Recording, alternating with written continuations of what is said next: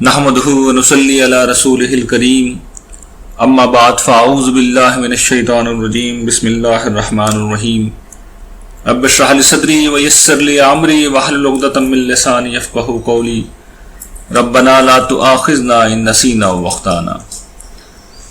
حاضرین گرامی قدر، دلائل توحید کے ضمن میں آج ہمارا دوسرا لیکچر ہے جس میں ہم ربوبیت کی دلیل کا مطالعہ کریں گے۔ ربوبیت کی دلیل کیا ہوتی ہے، اس کو اگر سمجھنا ہے تو آیت الکرسی جو ہم میں سے ہر شخص کو یاد ہی ہوتی ہے، اس کے آغاز کو دیکھ لیجئے۔ اللہ تعالیٰ ارشاد فرماتے ہیں اللہ لا الہ الا هو الحی القیوم، اللہ کے سوا کوئی معبود نہیں۔ اللہ وہ ہستی ہے کہ اس کے سوا کوئی معبود نہیں، اور کیوں نہیں کہ وہ الحی بھی ہے، القیوم بھی ہے۔ وہ اپنی ذات میں زندہ ہے، اسے اپنی زندگی کے لیے کسی اور کی ضرورت نہیں ہے، سب کو زندہ کرتا ہے، سب کو زندگی دیتا ہے۔ اور دوسری بات کہی گئی ہے القیوم ہے، وہ اپنی ذات میں خود قائم ہے، اسے اپنی بقا کے لیے کسی اور کی ضرورت نہیں ہے، اور وہ دوسروں کو بھی باقی رکھے ہوئے ہے، یعنی زندگی اور بقائے زندگی، یہ ربوبیت ہے کہ پیدا کیا جائے اور زندگی کو برقرار رکھا جائے، حیات دی جائے اور اسباب حیات مہیا کیے جائیں۔ تو قرآن مجید نے اس کو تفصیل کے ساتھ بھی بیان کیا ہے۔ ابھی ہم وہ آیات دیکھیں گے، ان میں سے چند آیات دیکھیں گے جو قرآن مجید میں آئی ہیں، لیکن قرآن مجید جب اللہ تعالیٰ کی ان دو صفات کو بیان کرتا ہے الحی القیوم، تو اصل میں یہ ربوبیت کی گویا کہ ایک مکمل ڈیفینیشن ہوتی ہے کہ زندگی بھی دی ہے اور زندگی کو باقی بھی رکھا ہے۔ توحید کی جو پہلی دلیل ہے جس کا آج ہم مطالعہ کریں گے، پہلی سے یہ مت سمجھیے گا کہ قرآن مجید نے اس کو اسی طریقے پر بیان کیا ہے کہ یہ پہلی دلیل، یہ دوسری دلیل، یہ تیسری دلیل۔ یہ تو اس طالب علم کی اپنی ترتیب ہے جو اس نے قائم کی ہے۔ قرآن مجید تو متفرق طور پر ان چیزوں کو جگہ جگہ بیان کرتا ہے، اس لیے کہ قرآن مجید کا طریقہ تذکیر ہے۔ قرآن مجید علمی مقدمات کو کتابی طریقے سے بیان نہیں کرتا، نصابی طریقے سے بیان نہیں کرتا، وہ تذکیر کی کتاب ہے، نصاب کی کتاب نہیں ہے، تو جگہ جگہ وہ دہرائے جاتے ہیں۔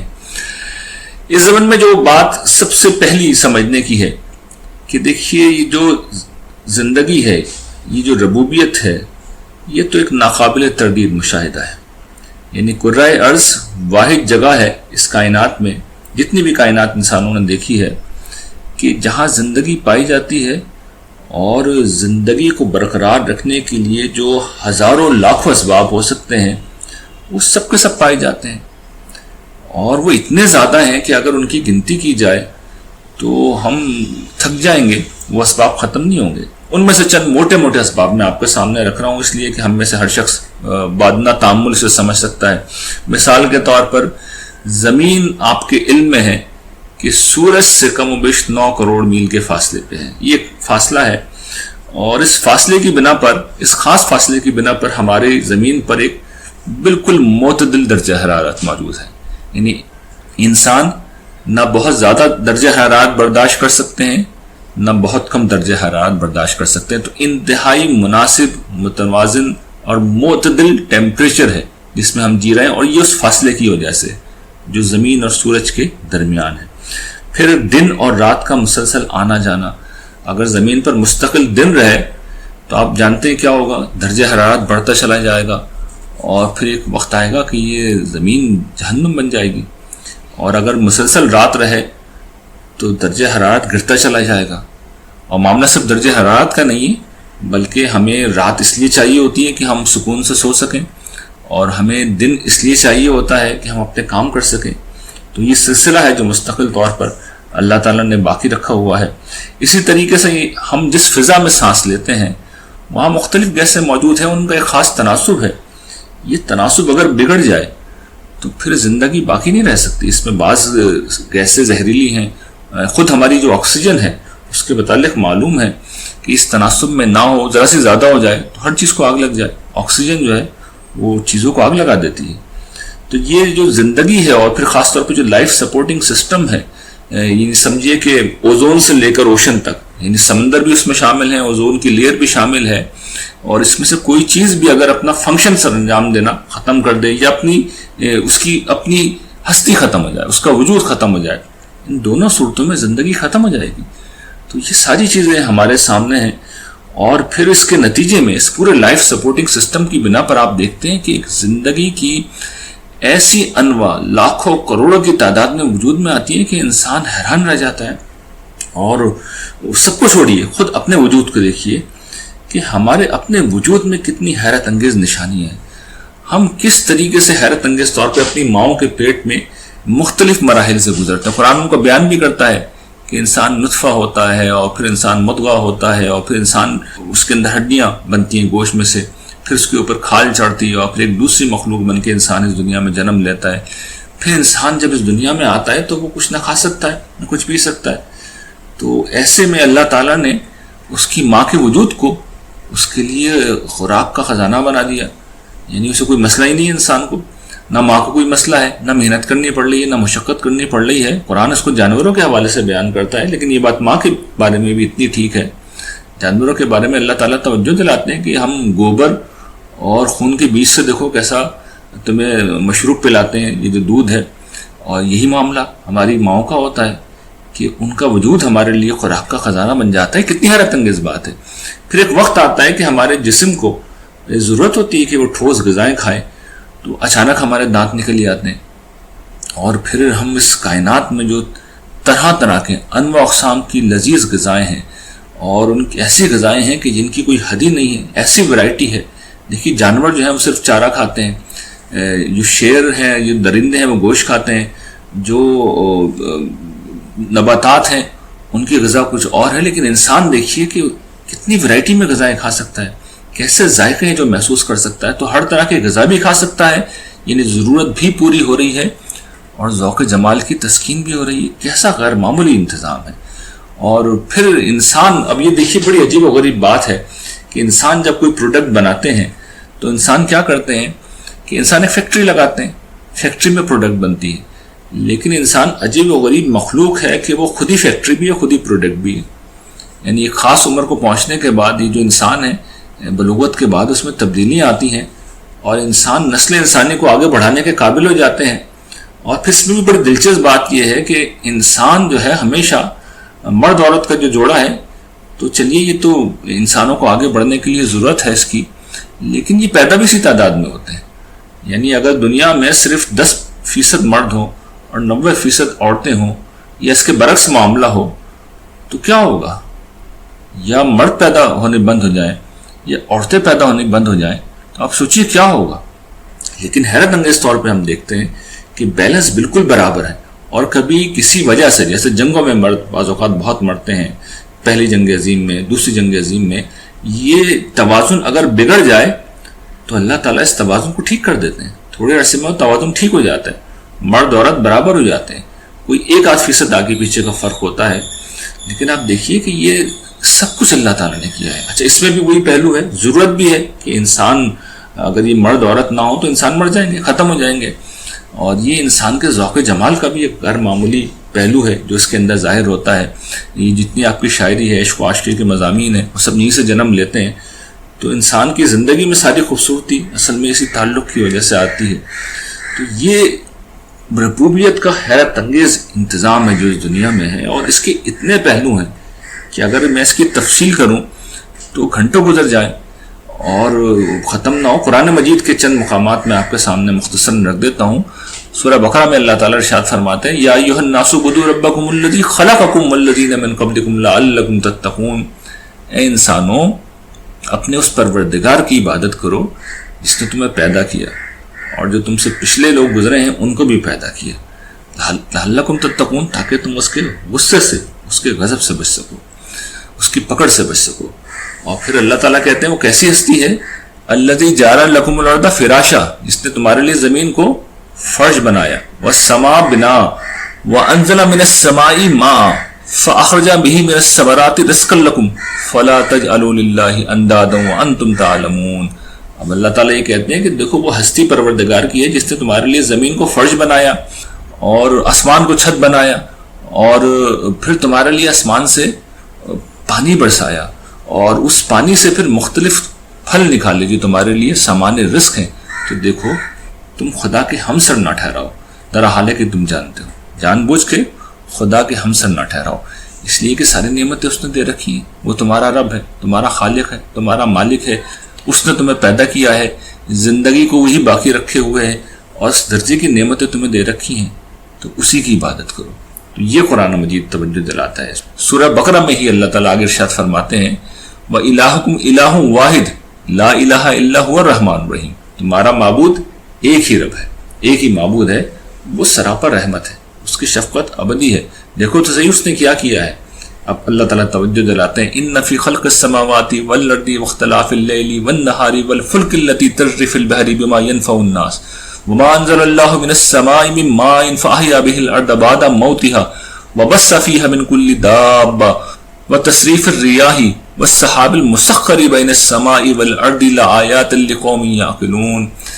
مطلب یہ ہے کہ آسمان و زمین کی پیدائش میں، رات و دن کے آنے جانے میں، اور اس کشتی میں، ان کشتیوں میں جو تمہاری منفعت کا سامان لے کر سمندر میں چلتی ہیں، اور جو اللہ نے آسمان سے پانی برسایا اور اس سے مردہ زمین کو اس کی موت کے بعد زندہ کیا، اور اس میں طرح طرح کے تمام حیوانات، تمام جاندار پھیلا دیے، اور ہواؤں کے الٹ پھیر میں، اور یہ جو بادل زمین و آسمان کے بیچ میں مسخر ہیں، ان سب میں نشانیاں ہیں، ان سب میں عقل والوں کے لیے نشانیاں ہیں. تو اللہ تعالیٰ یہ ربوبیت کے اسباب سامان کی طرف توجہ دلاتے ہیں اور فرماتے ہیں کہ دیکھو یہ نعمتیں دیکھو، یہ اسباب دیکھو، اس میں سے کون سی چیز تھی جو تم کر سکتے تھے. یہ تم نہیں کر سکتے تو تمہارے جو خود ساختہ معبود ہیں یہ کر سکتے ہیں؟ یا یہ بتاؤ کہ یہ خود بخود ہو گئی یہ چیزیں. قرآن مجید اس حقیقت کو مزید بیان کرتا ہے. سورہ نحل میں اللہ تعالیٰ ارشاد فرماتے ہیں کہ دیکھو افمن یخلق کمن لا یخلق افلا تذکرون، کہ جو پیدا کر سکتا ہے، جو پیدا کرتا ہے، وہ اس کی طرح ہو سکتا ہے جو پیدا نہیں کر سکتا. جو پیدا نہیں کرتا تم سوچتے نہیں، تم غور نہیں کرتے. اور ارشاد فرماتے ہیں وَإِن تَعُدُّوا نِعْمَةَ اللَّهِ لَا تُحْصُوهَا إِنَّ اللَّهَ لَغَفُورٌ رَحِيمٌ، کہ دیکھو تم اللہ کی نعمتوں کو گننا چاہو تم گن نہیں سکتے، ان کا احاطہ نہیں کر سکتے. پروردگار تو بڑا مہربان ہے اور بڑا بخشنے والا ہے. یہ نعمتوں کے اسباب قرآن مجید توجہ دلاتا ہے، جگہ جگہ جو بکھرے ہوئے ہیں، لیکن اس کے باوجود بھی لوگ اپنی گمراہی سے باز نہیں آتے. قدیم زمانے میں ہم جانتے ہیں کہ شرک کی گمراہی تھی جس کے اندر لوگ مبتلا تھے، اور اس زمانے میں لوگ الحاد میں مبتلا ہیں. اس سب کی وجہ کیا ہے؟ یعنی خدا کو نہ ماننے، اور ایک نہ ماننے کی وجہ انسان کی محسوس پرستی ہے. یعنی زمانہ قدیم کا انسان جو تھا اس کا مسئلہ یہ تھا کہ وہ یہ دیکھتا تھا کہ یہ سب کچھ ہوتا رہا ہے، لیکن یہ کرنے والا خدا نظر نہیں آ رہا. اچھا نظر کو آتا تھا، نظر آتے تھے بت، نظر آتا تھا چاند، نظر آتا تھا سورج، نظر آتے تھے تارے، نظر آتے تھے وہ جھوٹے معبود جو انسان اپنے ذہن سے گھڑتا اور اپنے ہاتھوں سے بناتا تھا. تو انسان انہی کی عبادت کرتا، انہی کی پرستش کرتا، سارا کریڈٹ انہی کو دیتا تھا. مزاروں پہ جاتا، قبروں پہ جاتا، اولادیں مانگتا، مدد مانگتا، اپنے جیسے انسانوں کے آگے سر جھکاتا. کیوں؟ فرق کیا ہے؟ یعنی خدا میں اور ان میں فرق کیا ہے؟ خدا نظر نہیں آتا، یہ نظر آ جاتے ہیں. تو یہ تھی وہ بنیادی وجہ. دور جدید میں اس گمراہی نے ایک دوسری شکل اختیار کی. یعنی زمانہ قدیم میں تو گریک میتھولوجی جیسے ہوتی تھی، ہندو دیومالا ہوتی تھی، یونانی دیومالا ہوتی تھی، اور اس میں مختلف بتوں کے، مختلف خداؤں کے، مختلف دیوتاؤں کے مختلف کام تھے. کوئی آسمان کا خدا تھا، کوئی سورج خدا تھا، کوئی چاند کا خدا تھا، کوئی زمین کی دیوی تھی، کسی کے ہاتھ میں بارش تھی، کسی کے ہاتھ میں رزق تھا. تو اس کے نتیجے میں عبادت، انسان کی محبت، انسان کی عقیدت کا رخ تھا انہی لوگوں کی طرف ہو گیا تھا.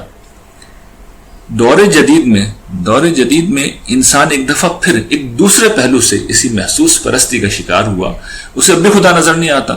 اسباب نعمت نظر آتے ہیں، خدا نظر نہیں آتا اسے. جب خدا نظر نہیں آتا تو وہ کہتا خدا تو نہیں ہے. اب سوال یہ کیسے ہو رہا ہے؟ پرانے زمانے میں تو جس طریقے سے یونانی دیومالا تھی، اس زمانے میں ایک سائنسی دیومالا وجود میں آئی ہے، اور اس کو ہم ارتقاء کا نظریہ کہتے ہیں. یہاں انسان عجیب و غریب طریقے سے توجیہ کرتا چلا جاتا ہے ہر چیز کی. اس کی کوئی جسٹیفیکیشن نہیں ہوتی، اس کی کوئی معقولیت نہیں ہوتی. آپ کبھی ان کے پروگراموں کو دیکھیں، ان کی تقریروں کو سنیں، ان کی کتابوں کو پڑھیں، جگہ جگہ ایک لفظ استعمال کریں گے، مدر نیچر. یعنی یہ نیچرل سلیکشن سے ہوا، یہ خود بخود ہو گیا. یعنی اس کا مطلب یہ ہوتا ہے کہ جب ان کے سمجھ میں نہیں آتا کہ یہ چیز اس طرح کیسے ہو سکتی ہے تو یہ کہتے ہیں نیچرل سلیکشن کی وجہ سے ہوا، اور اس کے لیے انہوں نے اپنے کوئی تصورات بنا دیے. بھائی یہ خود بخود چیزیں نہیں ہو سکتی، اس کا کوئی سوال ہی نہیں ہے. اسے کسی لاجک کے تحت، کسی منطق کے تحت، کسی معقولیت کے تحت اسٹیبلش نہیں کیا جا سکتا، اس کو سمجھا نہیں جا سکتا، اس کو بیان نہیں کیا جا سکتا، اس کو مانا نہیں جا سکتا، اس کو تسلیم نہیں کیا جا سکتا کہ یہ چیزیں خود بخود ہو جائیں. میں نے توجہ دلائی ہے، آپ میں سے جن لوگوں نے میری کتاب قسم اس وقت کی کا مطالعہ کیا ہے وہ جانتے ہیں وہاں میں نے بڑی تفصیل سے مثالیں دے کے بتایا ہے، میتھمیٹکس کی مثالیں دے کے بتایا ہے کہ دیکھیے یہ جو کرۂ ارض ہے اس کی عمر بمشکل 4.5 ارب سال ہے. 4.5 ارب سال میں یہ سارے اتفاقات نہیں ہو سکتے. اس طرح کے اتفاقات ہونے کے لیے جتنا وقت چاہیے وہ 4 کھرب سال میں بھی نہیں ہو سکتے. یعنی ایک خاص ڈائریکشن میں نے اس پہ ایک آرٹیکل بھی لکھا تھا ایک زمانے میں کہ اگر فرض کر لیں، مان بھی لیں کہ یہ ارتقا سے سب کچھ ہو رہا ہے تو آپ دیکھیے ارتقا یہاں ایک ڈائریکشن لیتا ہے. ہر قدم پہ ارتقا وہی موڑ مڑتا ہے، وہی کام ہو رہا ہوتا ہے جو ہونا چاہیے. یعنی اس کا مطلب یہ کوئی پیچھے سے ڈائریکشن دے رہا ہے، کوئی ہدایت دے رہا ہے. مثال کے طور پہ یہ جو بچہ ماں کے پیٹ میں، قرآن توجہ دلائی ہے مختلف مراحل کی، تو مختلف روپ ہیں جو اختیار کرتا ہے. ایک قطرہ آپ سے شروع ہوتا ہے، اور پھر خون کی پھٹکی ہے، اور پھر گوشت کا لوتھڑا ہے، اور پھر ایک پورا دھڑ بن جاتا ہے، اور پھر ہڈیاں ہوتی ہیں. تو ہر موڑ پہ ہم جانتے ہیں کہ پروگرام ہوا ہے پیچھے سے. وہ پروگرام وہی ڈائریکشن دیتی ہے جس کے نتیجے میں انسان جیسی غیر معمولی ہستی وجود میں آئے. تو سوال یہ خود بخود کیسے ہو سکتا ہے؟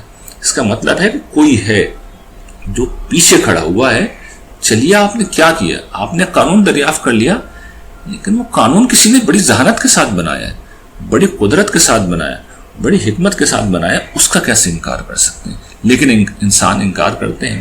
اور جیسے کہ میں نے عرض کیا کہ زمانہ قدیم میں انسانوں نے اپنی ایک دیومالا ایجاد کی اور سارے کام انہوں نے مختلف خداؤں کو تفویض کر دیے، پھر انہی کی عبادت کی، انہی کی بندگی کی، اور خدا کا انکار کیا یا اس کی عبادت میں شریک کیا. اور دور جدید میں انسانوں نے خدا کا انکار کر دیا، اسے ماننے سے انکار کر دیا. اور اب قرآن مجید نے جو تعبیر اختیار کی ہے، اَرَأَيْتَ مَنِ اتَّخَذَ إِلَٰهَهُ هَوَاهُ، تم نے اس شخص کو دیکھا جس نے اپنی خواہش نفس کو اپنا معبود بنا لیا. تو آج کے انسانوں نے اپنی خواہش نفس کو اپنا معبود بنا لیا، لیکن یہ ایک غیر علمی رویہ ہے، یہ ایک غیر عقلی رویہ ہے. ربوبیت جو اس دنیا میں پائی جاتی ہے، زندگی جو اس دنیا میں پائی جاتی ہے، بقائے زندگی کا جو سامان، جو اسباب حیات یہاں پائے جاتے ہیں، وہ اس حقیقت کا کھلا بیان ہے کہ خدا کو نہ ماننا اور اسی طرح کسی کو اس خدا کی خدائی میں شریک سمجھنا ایک غیر علمی اور غیر عقلی رویہ ہے. اس کی کوئی گنجائش نہیں ہے، کوئی معقول آدمی اس کو نہیں مان سکتا. اس لیے نہیں مان سکتا کہ یہاں پر ہر چیز زندگی کو بچانے کے مشن پہ معمور ہے. ہم ایک ایسی کائنات میں جی رہے ہیں، میں اکثر توجہ دلاتا ہوں کہ یہ قاتل کائنات ہے، پوری کائنات قاتل کائنات ہے، زندگی کی قاتل ہے. اس کرۂ ارض پہ آ کے کائنات کی تمام قوتیں قاتل بننے کے بجائے محافظ کا کردار ادا کرنا شروع کر دیتی ہیں. سوال یہ ہے کہ یہ کس نے کیا؟ اور اتنا کمپلیکیٹڈ نظام ہے. اقبال نے کہا تھا، اور کیا خوب کہا تھا، کہ خدائی اہتمام خشک تر ہے، خدا بندہ خدائی درد سر ہے. خدائی اہتمام خشک تر ہے، یعنی پوری تری پوری خشکی کا اہتمام کرنا یہ تو درد سر ہے پروردگار. تو یہ اقبال نے کہا تھا، اور سچی بات ہے، یہ درد سر ہے، یہ خود بخود ہو نہیں سکتی یہ چیزیں. اور کون ہے خدا کے سوا جو اس نظام کائنات کو چلا رہا ہے، ربوبیت کے لیے ساری کائنات کو ملا رہا ہے؟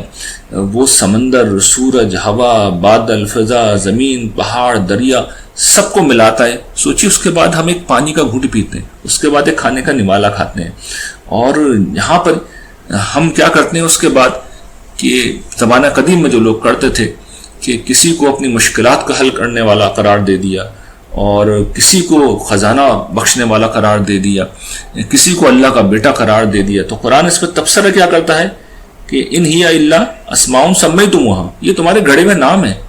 اور اسی طریقے سے دور جدید میں یہ جو نیچرل سلیکشن ہے اور یہ جو مدر نیچر ہے، یہ بھی گھڑے میں نام ہے. یہ وہ اسم ہے جس کے پیچھے کوئی مسمہ نہیں ہے، یعنی کوئی حقیقت ان کے پیچھے موجود نہیں ہے. آپ نے جو کہنا ہے کہہ لیں، کوئی حقیقت نہیں ہے، صرف خدا کی ہستی ہے جو سب کچھ کر رہی ہے، اور خدا کے سوا یہ کوئی نہیں کر سکتا۔ تو یہ پہلی دلیل ہے جو قرآن مجید دیتا ہے۔ پہلی دلیل اس سینس میں کہ میں نے جو ترتیب قائم کی ہے کہ تم اس دنیا میں اگر جی رہے ہو تو نہ تم خود جی سکتے ہو، نہ خود اپنے آپ کو وجود میں لا سکتے ہو، اور نہ تمہارا میرے علاوہ کوئی خالق ہے، یہ ممکن ہی نہیں ہے۔ تو تمہارا خالق میں ہوں تو میری ہی عبادت کرو، اور یہ دلیل آخرت بھی ہے اور دلیل توحید بھی ہے۔ دلیل توحید اس پہلو سے ہے کہ خدا یہ سب کچھ نہ کرے تو نہیں ہو سکتا، تو اس کا شکر لازم ہے، اور دلیل آخرت اس پہلو سے ہے کہ اگر خدا نے سب کچھ نعمتیں دی ہیں تو ایک روز وہ تم سے حساب لے گا۔ تو یہ وہ چیز ہے جس کا آج ہم نے مطالعہ کیا ہے۔ انشاءاللہ دلائل کا یہ مطالعہ ہم جاری رکھیں گے۔ وآخر الدعوانا ان الحمد للہ رب العالمین۔